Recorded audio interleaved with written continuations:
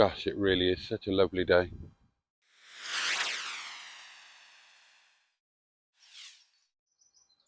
Good morning, and it is the morning after the night before, and what a gorgeous day it is. So here we are. Here we are with the stricken Sir Arnold. Had a little reminder this morning that things could always be worse. There was quite a serious road traffic accident on the main road, about a mile up the road from here at the Robin Hood pub. Must have been serious. Ambulances, fire engines, all sorts of things deployed.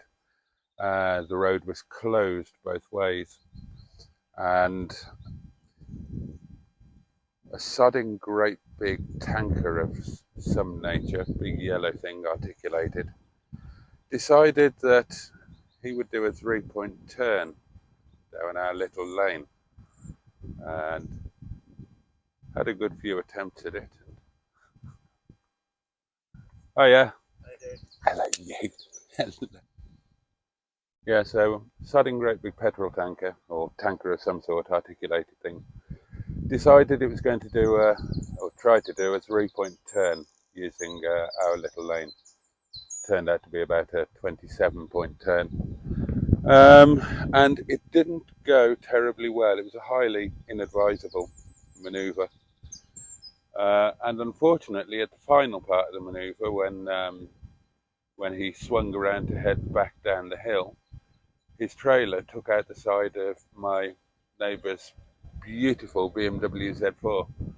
And of all the cars to take out, my neighbour has, he's also a petrol head and has a beautiful collection of cars and motorcycles. But unlike mine, his cars are all nice. And I mean nice. And more than that, he keeps them like absolutely brand new. They all look as if they've just come out of the showroom. And parked out the front of the cottage was his BMW Z4, absolutely immaculate, absolutely showroom. And this bloody tanker has taken out the whole side of the car. Unquestionably a write-off. And of all the cars for that to happen to. And the driver didn't stop, just disappeared down the road. I got the registration number. My neighbour has reported it to the police. He'll have some good contacts because he's a police officer himself, or at least he was. He's literally just taken early retirement. So I'll be making a statement in due course. I'm just so gutted of all the cars for it to happen to. So that's that. And as I say, it's a reminder that whatever the woes, things could always be worse. And worse. Worse? Not worth, worse. And it is an absolutely beautiful day, so that's a blessing. Now, what are we going to do with this chap here? Well, still some life in the battery. I think one thing we definitely need to do is to disconnect the battery. As I said last night, there is a drain somewhere. So, and we don't want the battery to go flat. Just a reminder for anybody who hasn't seen the video from last night, had a bit of a breakdown at work. Well, not me personally. Sir Arnold here had a breakdown at work. Just arriving at work, coming around the last corner, and battery light came on, steering went heavy, and I thought a belt had failed. Got it to work, stopped, had a look. Belt was there, so I thought, oh crap, water pump was seized. Called the AA, chap came out, and and it turned out not to be the water pump, it turned out to be the bottom pulley, which is, it's a pain in the arse, but not as bad as it could have been, of course. My friend Craig has said that he can maybe come up and fit a pulley for me, so that would be amazing. That would get me out of a hole. But in the meantime, I'm just going to lift the negative terminal off the battery to save the battery life.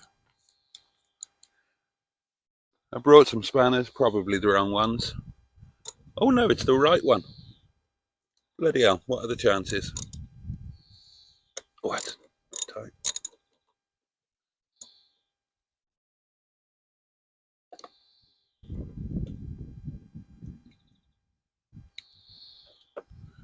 There we go.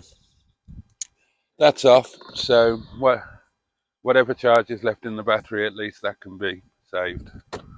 Let's throw this inside, throw the battery cover inside. Okay, well that's the battery disconnected, and that is pretty much that for now. Not much else I can do. So I thought it would probably be about time we did a little bit of a fleet update, because it's a bit of a limping fleet at the moment. There are problems left, right and centre. Oh, and while I'm here, I should quickly explain why there are these problems with the fleet. The problems are not really the problems, they're just normal stuff that you get with cars. And the problem isn't really with the fleet, the problem is money and my lack of it. To explain, I kind of live day by day, week by week. I can't really afford to run the cars that I do, but there you go, they're my hobby. And I never seem to get ahead. I never seem to have any money put by, and the reason is partly the cars, and I run them a bit differently to how I think some other channels do. I know a lot of other people will have a fleet insurance, or they'll have a trader's policy, and they have premises so that they'll only tax one or two cars at a time. All of my cars are taxed and insured. They all have individual classic car policies, and they are all taxed. So in theory, any of them can be immediately deployed at any point. And of course, I have nowhere to store them off the road, apart from the one little parking space around the back of the cottage. So I keep them all taxed and I keep them all insured, and obviously that's an expense. And the other thing is that I don't really talk about it very much, but the other thing that I'm passionate about is a singles network that I started and that I run. Now that all started a few years ago, after my divorce, and it's a kind of singles support network, and well, basically I try to in some way address all aspects of single life, especially for people who are knocking on a little bit like me, and a lot of that is based around social media, which doesn't incur any cost, of course, apart from my time.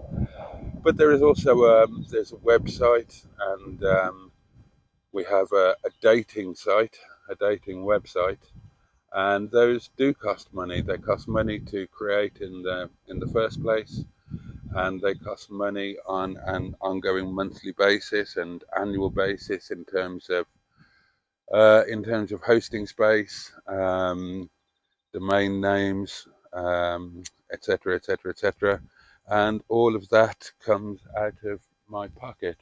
There's also a charitable arm to the network, and any help that we do give to our members is, to be honest, again, largely funded by me personally. So these I can't complain. I get along, but I've never got anything put by for a rainy day. So there's always a list of things. So let's go through them. I'll come and grab you. Okay, Sir Arnold, we know about. He's freshly MOT'd, he has new sills, he has new tyres all round, but the bottom pulley has exploded and obviously that needs doing. The Honourable H.J. Rover, in theory my daily, he has a blowy bottom, he's had it for some while. The back box needs replacement. Rest of the exhaust is okay, so it's not a massive job. It's just I haven't had the money to do it as yet. And the more pressing problem is this. Now that is a very flat tyre, and you can't actually see it, but there is a sodding great screw right through the middle of the tread. So that tyre is scrap and that needs replacing. And moving up the road, we have, of course, Miss Henrietta Pye, who is reasonably okay. Certainly compared to the rest of the motley crew. She's pretty much grand. However, touch wood, don't speak too soon, because the MOT is due in a week or two. So, who knows what joys that will bring. The only problem that I know of is, as I mentioned before, this tyre here has a slow puncture. Hopefully that can be repaired, because otherwise the tyre is good. Now the car that is missing from this part of the road is the Honourable Stepspeed von Thundercock, who is at Project Nigel waiting for an MOT. And the reason he can't have an MOT at the moment is he needs 2 new tyres.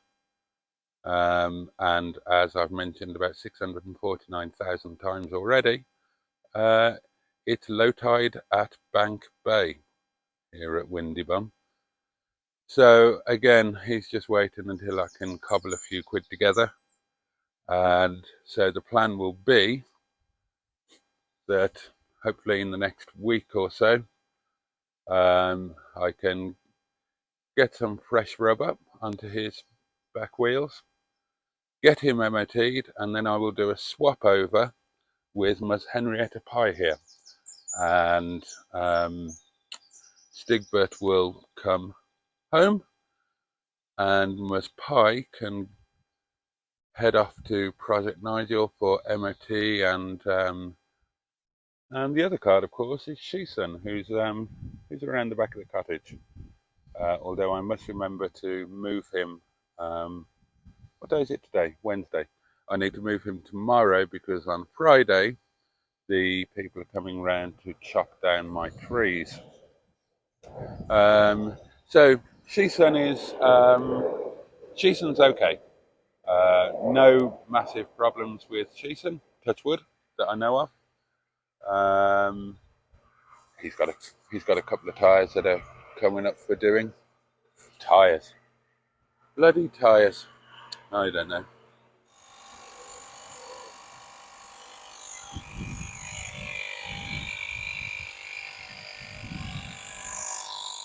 It's really been a bit chaotic here.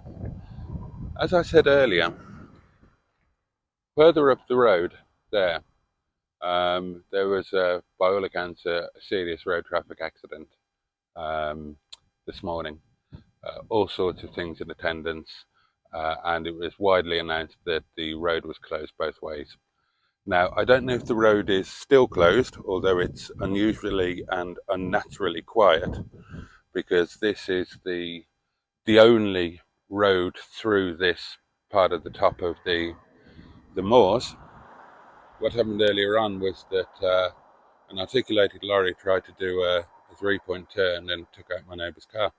The same thing has very nearly just happened again. A full-size bus was coming up here, clearly got word that the road was impassable, and did a 3-point turn in our little lane here.